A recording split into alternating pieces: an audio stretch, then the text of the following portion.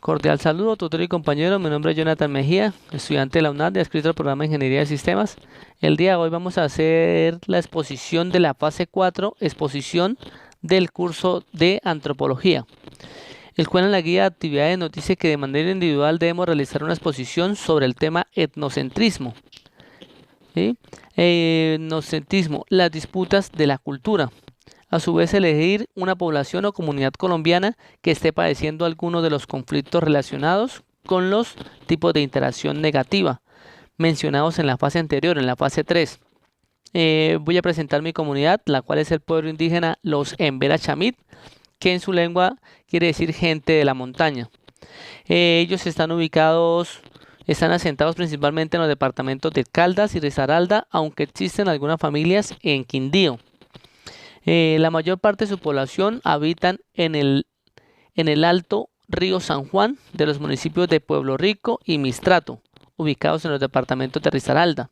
El segundo núcleo de población chamit se encuentra en los ríos Garrapatas y Sanquinini, municipios de Dobio y Bolívar, departamento del Valle del Cauca, y en el resguardo de Cristiania, municipios de Jardín y Andes en el departamento de Antioquia. También se encuentran asentamientos chamit en los departamentos de Quindío, Caldas, Valle del Cauca y en el Caquetá.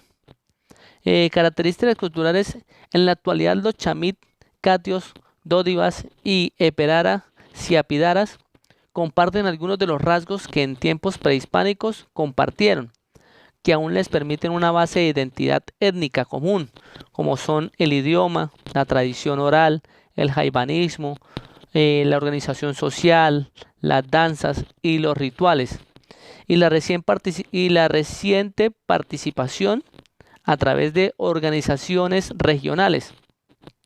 La comunidad Embera Chamit es una población llena de riquezas culturales, de rituales, celebraciones y festividades. En la actualidad tienen que subordinarse al sistema socioeconómico y la cultura dominante de una sociedad cada vez más globalizada. En este marco de dependencia financiera en el que se encuentran, han tenido que aceptar forzosamente políticas públicas que no repercuten en los sistemas y planes de vidas propios. Muchas veces este tipo de prácticas pasan por encima de las dinámicas internas y los procesos organizativos de las comunidades indígenas.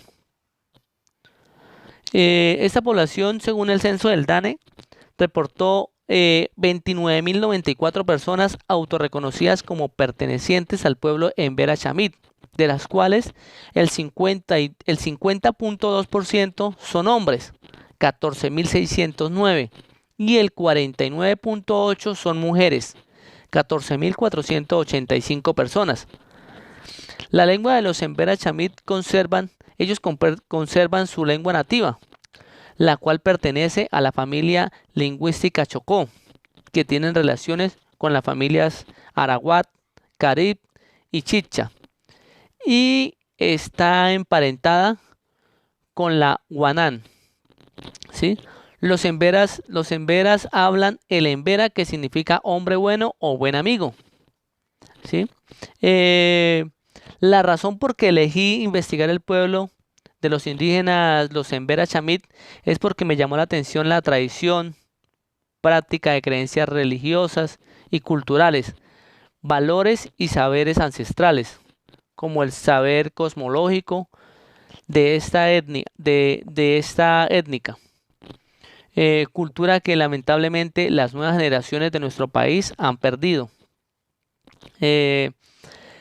También nos dice que debemos definir la problemática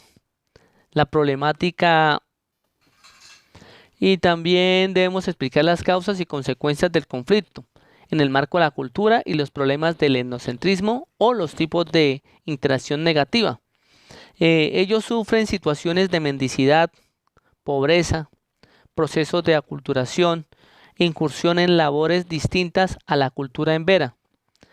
Sufren discriminación, exclusión y persecución, con una gran riqueza natural y con presencia de grupos armados legales e ilegales que violan sus derechos económicos, sociales, culturales, colectivos y ambientales. son vulnerables a la explotación, suelen no disfrutar de derechos básicos, tienen acceso limitado a los servicios de salud, viven en viviendas inadecuadas y sufren desempleo. En el año 2005 se registró una migración masiva de los Embera Chamí a Bogotá, puesto que tuvieron que abandonar sus tierras por amenazas del ejército revolucionario, eh, ante la negativa de los indígenas a convertirse en milicianos de este grupo guerrillero, de acuerdo a Ardila y Cortés 2011. ¿Sí? Es necesario que nos dice también que con base a las lecturas y aprendizaje del curso, expliquemos y expliquemos con argumentos cuál cree que es la solución al conflicto que están viviendo. Es necesario que el gobierno analice el concepto de paz y lo comience a trabajar dentro de los territorios, garantizando seguridad a los pueblos indígenas colombianos, garantizar los derechos colectivos de los pueblos que requieren acciones que involucran a la comunidad y respondan a sus necesidades, como los servicios y las condiciones que permiten el desarrollo y la seguridad dentro de sus territorios. ¿Sí? ¿Cómo podría el Estado colombiano garantizar el cumplimiento de la Declaración Universal de la UNESCO sobre la diversidad cultural?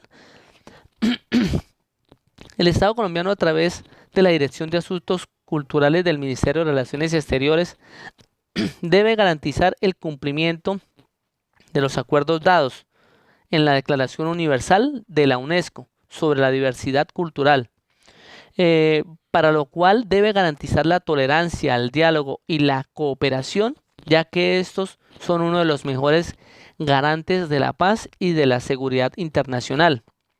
El Alto Comisionado para los Derechos Humanos, la Comisión de los Derechos Humanos, el Comité de los Derechos Humanos, las relaciones entre el Estado y los defensores de los derechos humanos, entre otras, deben trabajar en pro de los derechos humanos que contribuyan a la consolidación de la democracia y a la búsqueda de la paz y al reconocimiento de la dignidad humana.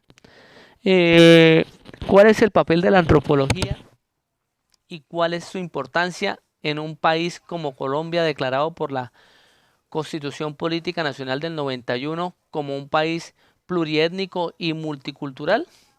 La aplicación de la antropología a situaciones sociales y culturales determinadas es de gran importancia, por cuanto a lo largo de la historia la antropología ha hecho aportes a nuestro país, lo que ha contribuido a la formación y comprensión de conceptos como el etnocentrismo, relativismo cultural, identidad cultural y el conflicto interétnico.